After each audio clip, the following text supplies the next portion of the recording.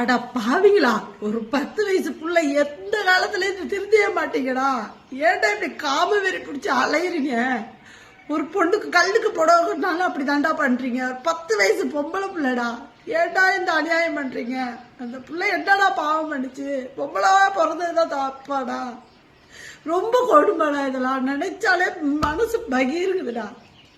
ஒரு பெண்ணா பிறந்து வளர்ந்து அதை ஆளாக்கி கொடுக்குற வரைக்கும் உயிரை கையில பிடிச்சிட்டு ஒவ்வொரு தாய்மார்களும் இருக்கிறாங்க.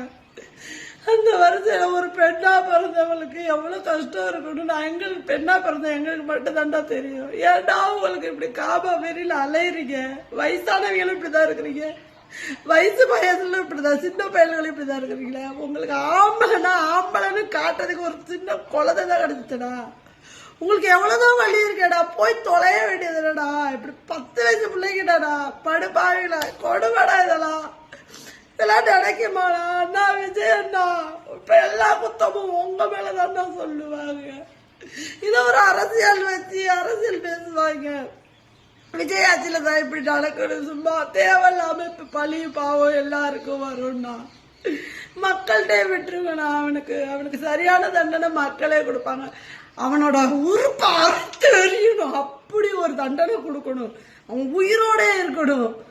அவனுக்கு ஆண் உறுப்பை அறுத்து எறியணும். அவனுக்கு ஒரு மருமகளையும் பார்க்க மாட்டாங்க, மகனும் பார்க்க மாட்டாங்க, ஒரு பேரன் பேத்தின்னு பார்க்க மாட்டாங்க. ஆண்கள் கொடுமை அழிய விட்டது. இந்த பெண்களுக்கு எந்த காலத்திலையும் சுதந்திரமாவே இருக்க முடியல. ஒரு பொம்பளை பிள்ளைனாலும் சரி, வயசானாலும் சரி, குடும்பம் நடக்குது. அந்த ஆம்பளை பிள்ளைய பெத்த தாய்க்கு எவ்வளவு அவமானம். அந்த பொம்பளைய அவ்வளவு பேச்சு அசிங்கமா பேசுவாங்க.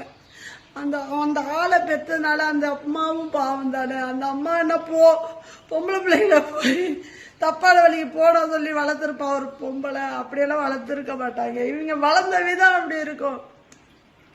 இது மாதிரி ஆண்கள் வர்க்கத்தையே அழிக்கணும் வேரோட.